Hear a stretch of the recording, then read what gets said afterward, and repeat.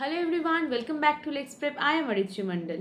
আশা করছি তোমরা সকলেই জানো তোমাদের CULET 2026-এর নোটিফিকেশন কিন্তু আউট হয়ে গেছে 14th জুলাই 2026-এ। আর তোমাদের ফর্ম ফিল আপও কিন্তু স্টার্ট হয়ে গেছে 15th জুলাই থেকে। তো এই ফর্ম ফিল আপ করতে গেলে তোমাদের এলিজিবিলিটি ক্রাইটেরিয়া কী হওয়া উচিত, অ্যাপ্লিকেশন ফিস কত, 14টা ল কলেজের সিট কত, এই পুরো সব বিষয় নিয়ে আমরা আলোচনা করব এই ভিডিওতে। আর এটা ছাড়াও 1 মাস সময় তো খুব কম, তো এই কম সময়ে তোমরা কিভাবে প্রিপারেশন করবে বা আদৌ কি তোমাদের এখন প্রিপারেশন স্টার্ট করলে তোমরা এক্সামের জন্য প্রিপেয়ার হতে পারবে কিনা ইন ডিটেলসে কিন্তু এই ভিডিওতে আমরা ডিসকাশন করব। এই ভিডিওটা একটু লেন্দি হলেও কিন্তু তোমাদের সকলের জন্য খুব important. So let's get started without any further delay. First হচ্ছে তোমাদের ফর্ম ফিল আপ কবে থেকে স্টার্ট হয়েছে। তো এটা স্টার্ট হয়েছে 15th জুলাই 2026-এর, আর এটার লাস্ট ডেট হচ্ছে 25th জুলাই 2026। তোমরা 10 দিনের টাইম পেয়ে যাচ্ছ। এই 10 দিনের মধ্যে তোমাদেরকে CULET 2026-এর কিন্তু ফর্ম ফিল আপটা কমপ্লিট করে নিতে হবে। নেক্সট হচ্ছে তোমাদের কি মোডে এবারে পরীক্ষা হবে, OMR না CBT। একদমই না, আগের বারও কিন্তু আমাদের CBT ছিল, তো এইবারও অ্যাজ ইউজুয়াল CBT আছে। CBT হচ্ছে কম্পিউটার বেসড টেস্ট, এখানে তোমাদের কম্পিউটারে কিন্তু এক্সামটা দিতে হবে। আর কিন্তু OMR সেটা আমাদের পরীক্ষা হয় না। CU কিন্তু ল এন্ট্রেন্স টেস্ট, OMR সেটা কিন্তু আর নিচ্ছে না।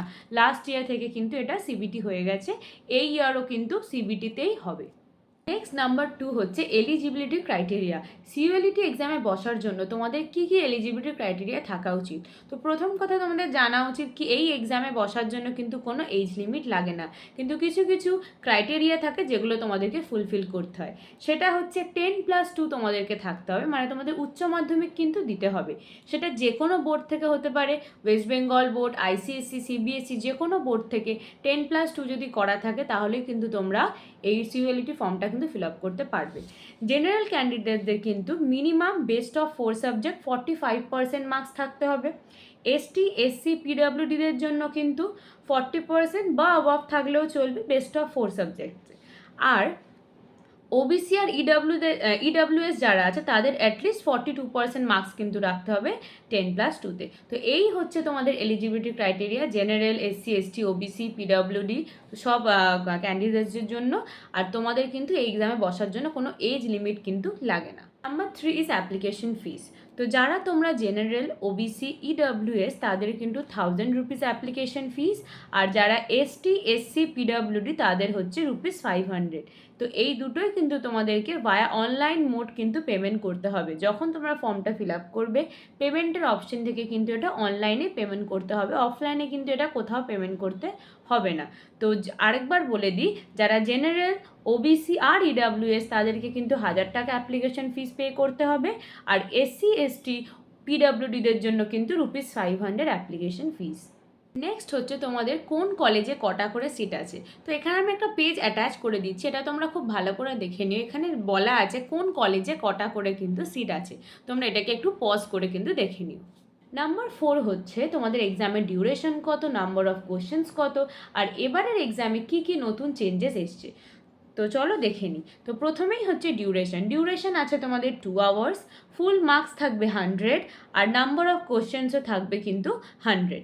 এবারে দেখো যেটা এবারে একটা মেজর চেঞ্জ আমাদের নিয়ে আসা হয়েছে ক্যালকাটা ইউনিভার্সিটি এক্সামে, সেটা হচ্ছে 1 মার্কস থাকবে 1 কারেক্ট আনসারের জন্য, আর -0.25 থাকবে ফর ইচ রং আনসার। এর মানে হচ্ছে তোমরা যদি একটা কোশ্চেন ঠিক করো তাহলে 1 মার্কস পাবে, আর যদি 4টে কোশ্চেন ভুল করো তাহলে কিন্তু তোমাদের 1 মার্কস করে কাটা হবে।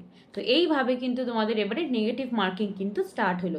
এটা কিন্তু এই বছর থেকেই স্টার্ট হলো, এটা কিন্তু একদম নতুন। আগে কিন্তু আমাদের নেগেটিভ মার্কিং ছিল না, 2026 থেকে কিন্তু এটা আমাদের স্টার্ট হলো। -0.25 করে, মানে 4টে কোশ্চেন যদি তোমরা ভুল করো তবে তোমাদের 1 মার্কস করে কাটা যাবে। নেক্সট হচ্ছে নাম্বার 5, তোমাদের যে সাবজেক্টগুলোই পরীক্ষায় বসতে গেলে পড়তে হবে।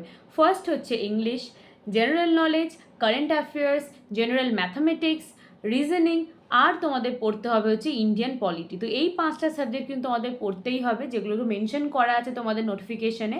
তো এই 5টা সাবজেক্ট তোমাদেরকে রেডি করতে হবে ফর CULET 2026।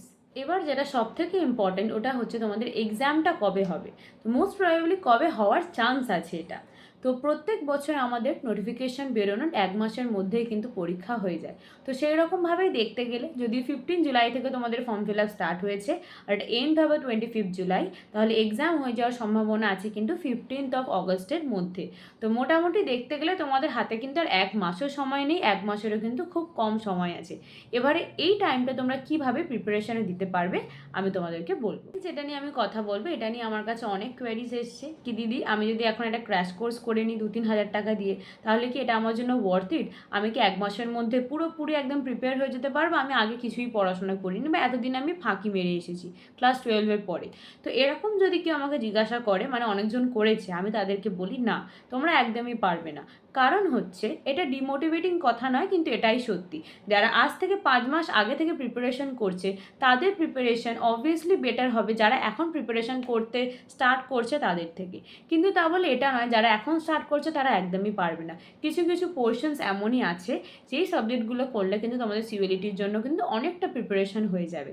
যেমন যেরকম হচ্ছে তোমাদের ইংলিশ। তো ইংলিশে যদি তোমরা idioms, one word substitution, antonyms, synonyms, comprehension, voice change, tense, narration, এগুলো যদি তোমরা করো ইংলিশে অনেকটা পোর্শন কভার হয়ে যাবে, মানে যেগুলো বেসিক্স ক্লাস 12 অবধি যেগুলো তোমরা করে এসছো। ম্যাথসের এই চ্যাপ্টার্সগুলো আমি তোমাদের মেনশন করলাম, এই চ্যাপ্টার্স থেকে কিন্তু কোশ্চেন ঘুরিয়ে ফিরিয়ে আসে। আর তোমাদের রিজনিংয়ের জন্য কিন্তু এই চ্যাপ্টার্সগুলো আমি মেনশন করলাম। তো রিজনিং থেকে কিন্তু এই চ্যাপ্টার থেকেও কিন্তু অনেক অনেক কোশ্চেন্স আছে। এছাড়া হচ্ছে তোমাদের ইন্ডিয়ান পলিটি। এবারে ইন্ডিয়ান পলিটির জন্য কিন্তু তোমরা কি পড়তে পারো, অনেক গ্রুপ দেখবে যেখানে ফ্রি নোটস পাওয়া যায় ইন্ডিয়ান পলিটি। আমরাও আমাদের ফ্রি হোয়াটসঅ্যাপ গ্রুপে ইন্ডিয়ান পলিটি নোটস দিয়ে থাকি, আরও অনেক সাবজেক্টের নোটস দিয়ে থাকি একদম ফ্রি অফ কস্ট। তো তোমরা আমাদের ফ্রি হোয়াটসঅ্যাপ গ্রুপে জয়েন করতে হলে স্ক্রিনে দেওয়া নাম্বারে কিন্তু অবশ্যই কন্ট্যাক্ট করতে পারো, বা স্ক্রিনে দেওয়া এই কিউআরটাও কিন্তু স্ক্যান করে নিতে পারো। এছাড়া যারা তোমরা এখন প্রিপারেশন করতে স্টার্ট করছো 1 মান্থ আগে, তারা কিন্তু অনেক অনেক করে মক টেস্ট দাও। যত তোমরা মক টেস্ট দেবে তত তোমাদের কিন্তু কনফিডেন্সটাও কিন্তু বুস্ট আপ হবে। যারা 5 মাস আগে থেকে প্রিপারেশন করছে বা যারা এখন প্রিপারেশন করছে, তোমরা যত পারো নিজেদেরকে মক টেস্ট দাও, টেস্ট সিরিজ প্র্যাকটিস করো। মক টেস্ট যত তোমরা দেবে তত তোমাদের কিন্তু কনফিডেন্সটাও কিন্তু বুস্ট আপ হবে। এবার তোমরা ভাবছো কোথা থেকে তোমরা মক টেস্ট দেবে। সব থেকে ভালো একটা প্ল্যাটফর্ম হচ্ছে টেক্সট বুক। টেক্সট বুক থেকে তোমরা যত বেশি পারবে তত বেশি মক লাগাতে পারবে। একবার সাবস্ক্রিপশান নিয়ে কিন্তু তোমরা অনেকবার কিন্তু টেক্সট বুক থেকে কিন্তু মক লাগাতে পারো। প্রত্যেকটা ইন্ডিভিজুয়াল সাবজেক্টের আলাদা আলাদা করে কিন্তু তোমরা মক টেস্ট দিতে পারবে। এছাড়াও কিন্তু আমরা আমাদের ইনস্টিটিউশন লেক্সপ্রেপ থেকে মক টেস্ট সিরিজ কিন্তু আমরা স্টার্ট করেছি। তোমরা 4টে মক টেস্ট দিতে পারবে অনলি অ্যাট 199 তোমরা কিন্তু 4টে মক টেস্ট এখানে দিতে পারবে। এছাড়াও কিন্তু তোমরা টেক্সট বুক থেকেও কিন্তু র্যান্ডামলি কোনো সাবজেক্ট নিয়ে, মানে র্যান্ডাম সাবজেক্ট চুজ করে English, polity, history, geography choose করে কিন্তু তোমরা মানে প্রত্যেকটা সাবজেক্টে আলাদা আলাদা করেও কিন্তু মক লাগাতে পারবে। তো এরকমভাবেই তোমরা মক টেস্ট অ্যাপিয়ার করো যাতে তোমাদের কনফিডেন্সটাও কিন্তু বাড়ে। এই ছিল আমার আজকের ভিডিও। নেক্সট ভিডিও আমি আনতে চলেছি কিভাবে স্টেপ বাই স্টেপ তোমাদের এই সিউএলইটি ফর্মটা ফিল আপ করতে হবে।